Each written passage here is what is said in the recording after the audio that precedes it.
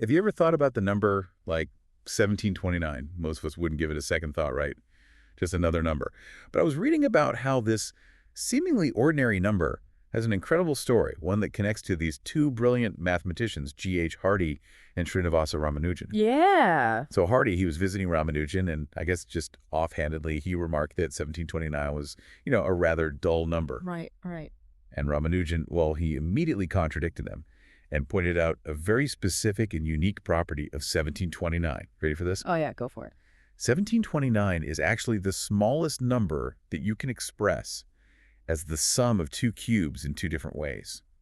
So 1 cubed plus 12 cubed, that equals 1729. Okay. But 9 cubed plus 10 cubed also equals 1729. Oh, wow. That's pretty neat. It's like this number has like a double identity in the world of cubes. What's even crazier is that this property of 1729, it was actually documented like 300 years before Ramanujan even came along. Oh, really? Yeah, which makes you realize how deep Ramanujan's understanding of numbers must have been.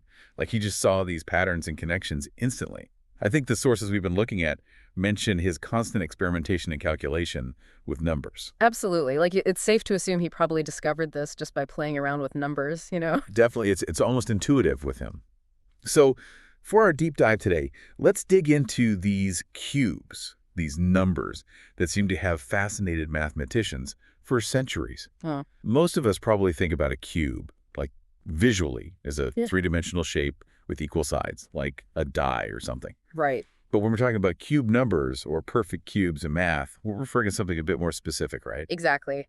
A perfect cube is simply any whole number that you get when you multiply another whole number by itself 3 times. Like think about those building blocks, the little cubes. If you want to make a bigger cube that's 2 by 2 by 2, you need 8 of those little cubes, which is 2 times 2, or 2 cubed. Same goes for a 3 by 3 by 3 cube. You need 27 little cubes, which is 3 cubed. So those perfect cubes are numbers like 1, 8, 27, and so on. Yeah. Because they literally come from cubing a number, raising it to the power of 3. We see this throughout the source material, like 729 is a perfect cube, 1000 is a perfect cube. Even our friend 1728 is a perfect cube. Precisely. So 1 cubed is just 1.2 cubed. That's 2 times 2 times 2, which gives you 8.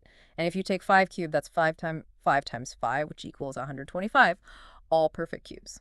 Got it. Now, of course, not every number is going to fit neatly into this perfect cube category. Right. Like take the number 9, for example. It's 3 squared, sure, but there's no whole number that you can cube to get exactly 9. It falls between 2 cubed, which is 8, and 3 cubed, which is 27. Exactly. And looking at the source material here, Table 1, it lists out the cubes of the numbers from 1 to 10.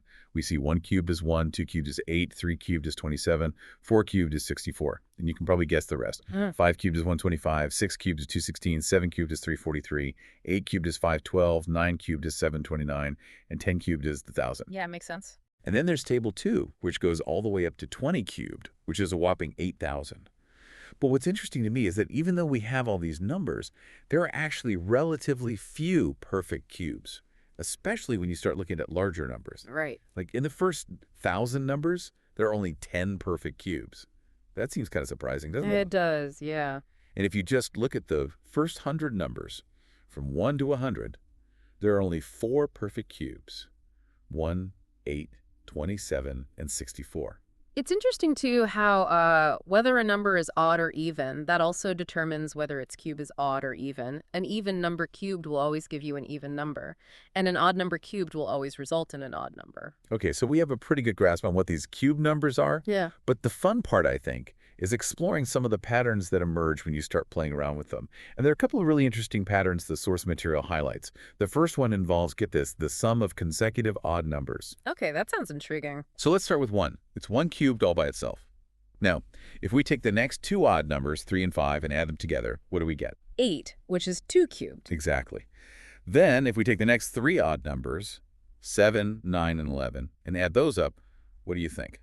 Let's see, 7 plus 9 is 16, plus 11, that's 27. That's 3 cubed. You got it. And it continues. The next 4 consecutive odd numbers, 13, 15, 17, and 19, they add up to 64, which is 4 cubed. And the pattern keeps going. If we add up the next 5 consecutive odd numbers, 21, 23, 25, 27, and 29, we end up with 125, or 5 cubed.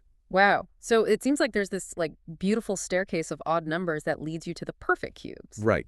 So based on this pattern, if we wanted to find 10 cubed, which is 1,000, how many consecutive odd numbers would we need to add together? Well, if 5 cubed used 5 consecutive odd numbers, I'd assume we'd need 10 consecutive odd numbers to get to 10 cubed. Just continue the sequence from where the sum for 9 cubed ends. That's exactly right. And the source actually challenges us to use this pattern to express 6 cubed, 8 cubed, and 7 cubed as the sum of consecutive odd numbers. So for 6 cubed, you just take the 6 consecutive odd numbers that follow the sequence for 5 cubed and add them up. Same for 8 cubed and 7 cubed, just extend the sequence accordingly. It's a really cool way to visualize the structure of these cubes. Yeah, it's pretty neat how these simple odd numbers come together to build these perfect cubes. Absolutely. Now, there's another pattern that I found super interesting, and it looks at the difference between consecutive cubes. So, for example, 2 cubed minus 1 cubed is 8 minus 1, which is 7, right? Right. Now, according to this pattern, that difference, 7, can also be expressed as 1 plus 2 times 1 times 3. Oh, interesting.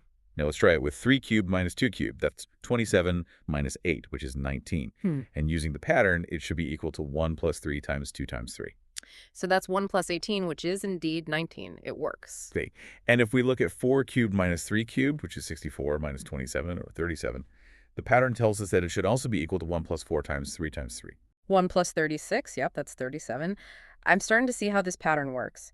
It seems like to find the difference between n cubed and n minus 1 cubed, you just take 1 plus n times n minus 1 times 3. You got it. So using that, what would 7 cubed minus 6 cubed be? All right, let me try. That would be 1 plus 7 times 6 times 3, which is 1 plus 126, which gives us 127. And if we check it, 7 cubed is 343, 6 cubed is 216, and 343 minus 216 is, you guessed it, 127. Perfect. It's like these consecutive cubes have this hidden mathematical dance they're doing. Right. And the source material even gives us a few more to try. So how about 12 cubed minus 11 cubed? Okay, so that would be 1 plus 12 times 11 times 3, which is 1 plus 396, which equals 397. Nice. And how about 20 cubed minus 19 cubed? Okay, that's 1 plus 20 times 19 times 3, so 1 plus 1140, which is 1141. Perfect. And one last one, 51 cubed minus 50 cubed. All right, so that's 1 plus 51 times 50 times 3, which is 1 plus 7650, which is 76651. Awesome. It's amazing how these patterns help us understand the relationships between these perfect cubes. It really is. Now let's switch gears a bit and dive into prime factors.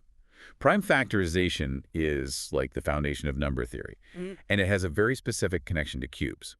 Basically, if we take any whole number and break it down into its prime factors, there's something really interesting that happens to those prime factors when we cube the original number. Oh, I'm curious. Tell me more. Well, the source gives us a few examples to illustrate this. Let's start with a simple one, like 4. We know 4 is just 2 times 2. Now, if we cube 4, we get 64, right? Right. And when we look at the prime factorization of 64, it's 2 multiplied by itself 6 times, which is 2 to the power of 6. I see. And you can express that as 2 cubed times 2 cubed, right? Exactly. Each of those prime factors from the original number, in this case the 2, shows up 3 times in the prime factorization of its cube. Mm. And this holds true for larger numbers as well. Take 6, for example. It's 2 times 3.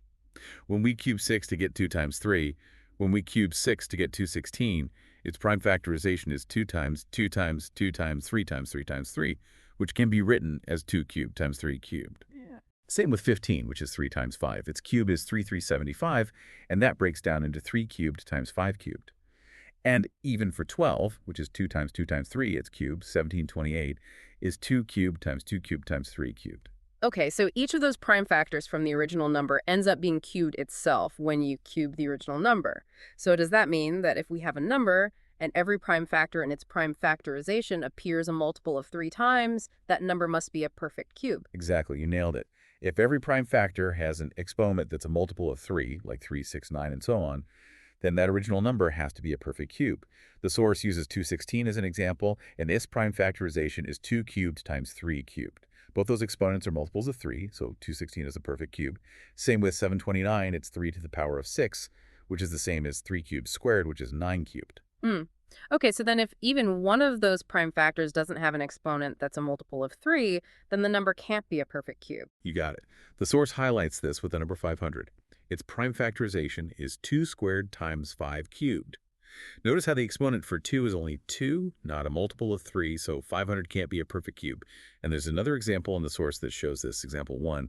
It uses the number 243. which is 3 to the power of 5. Again, that exponent, 5, isn't a multiple of 3, so 243 can't be a perfect cube. Okay, that makes sense. Now, the source material throws out a bunch of numbers for us to consider, and they want us to use this principle to figure out which ones are perfect cubes. The numbers are 400, 3375, 8000, 15625, 9000, 6859, 2025, and 10648. So basically, we need to look at their prime factorizations and see if all the exponents are multiples of 3. So sounds like a good challenge. Okay, now let's apply this to a real-life situation. Imagine we have a person, let's call him Raj, and he's got this plasticine cuboid that he's molded. This is 15 centimeters long, 30 centimeters wide, and 15 centimeters high. Okay. Now, his friend Anu, she wants to take a bunch of these identical cuboids and stack them together to create a perfect cube. The question is, how many of those cuboids would she need? That's a good question. Well, first we need to figure out the volume of one of Raj's cuboids. Right, so that would be 15 times 30 times 15. Okay, I'm breaking those down into prime factors. 15 is 3 times 5, and 30 is 2 times 3 times 5. So the volume of one cuboid, in terms of prime factors, is 3 times 5 times 2 times 3 times 5 times 3 times 5. That simplifies to 2 to the power of 1 times 3 cubed times 5 cubed. Okay, and remember, to get a perfect cube, the exponent of each prime factor in the total volume has to be a multiple of 3. We've got the 3 cubed and the 5 cubed already, but we only have one factor of 2. Right, it's 2 to the power of 1, not 2 to the power of 3. Exactly. To make a perfect cube, we need 2 more factors of 2. And since each cuboid only gives us one factor of 2, we would need 4 cuboids in total. 2 times 2 is 4, and then we'd have enough factors of 2 to make that exponent a multiple of 3. You got it. Now, the source material gives us another example, example 2. They present us with the number 392 and ask if it's a perfect cube.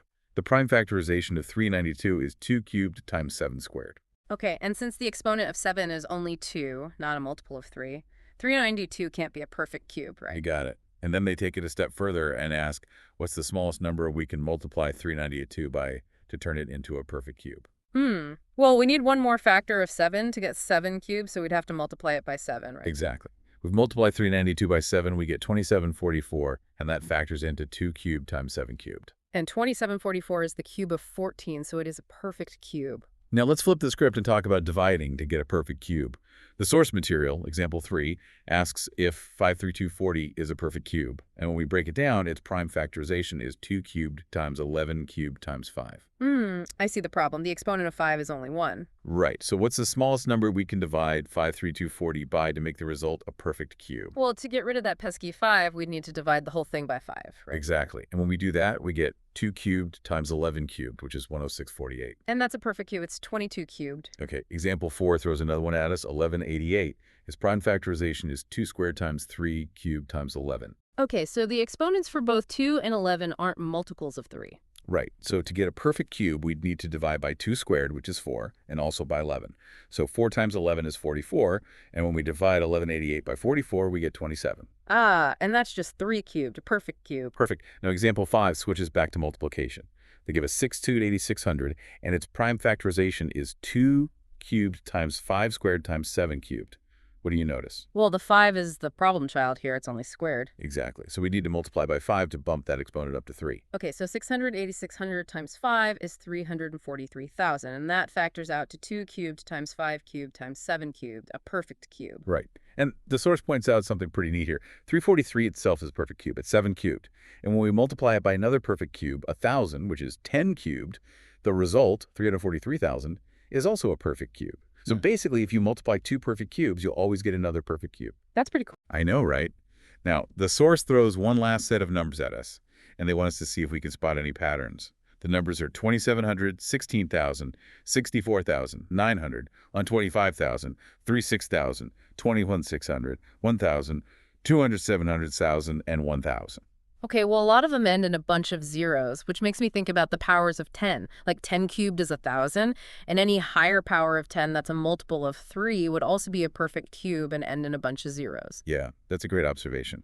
So we've explored all these ways to build perfect cubes and analyze them using prime factorization. But now let's look at how to go in reverse, how to find the cube root of a number. Right, it's like undoing the cubing process. Exactly. It's like if I told you we have a cube and its volume is 125 cubic centimeters, how would you figure out the length of one of its sides? Well, I'd have to figure out what number, when multiplied by itself 3 times, gives me 125. In other words, I'd need to find the cube root of 125. And the symbol for cube root is the radical sign with a tiny little 3 above it, kind of like an exponent but to the left.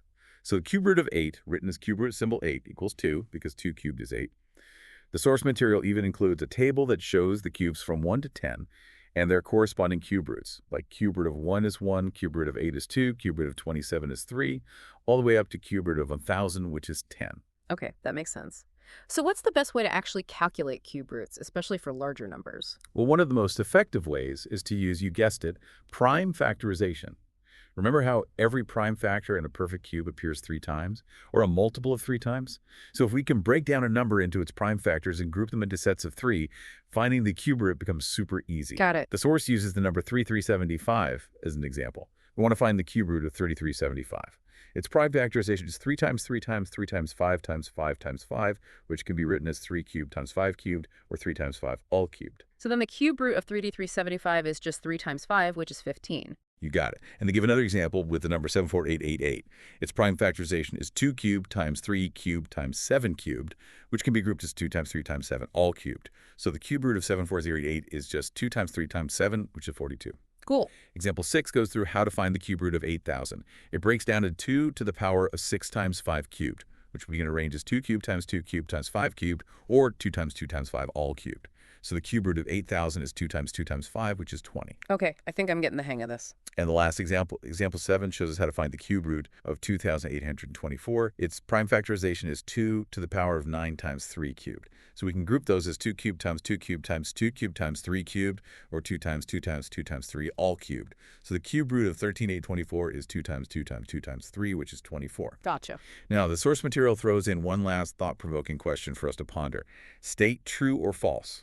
For any integer m squared is less than m cubed. Why?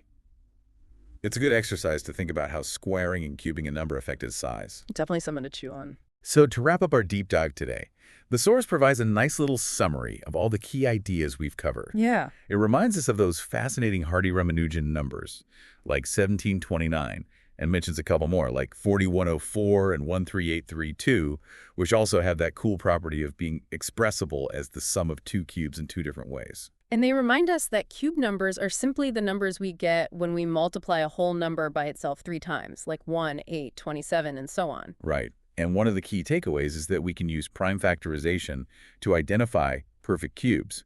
If every prime factor in a number's prime factorization has an exponent that's a multiple of 3, then boom, it's a perfect cube. And of course, we can't forget about the cube root and its symbol, that radical with the little 3. It's like the undo button for cubing. It's really amazing how a seemingly simple number like 1729 can spark such a deep exploration into the world of cubes and prime factorization. It really makes you wonder how many other seemingly ordinary numbers are out there just waiting for us to unlock their hidden patterns and secrets. Exactly. And with that, we'll leave you to ponder that question. Thanks for joining us for another deep dive.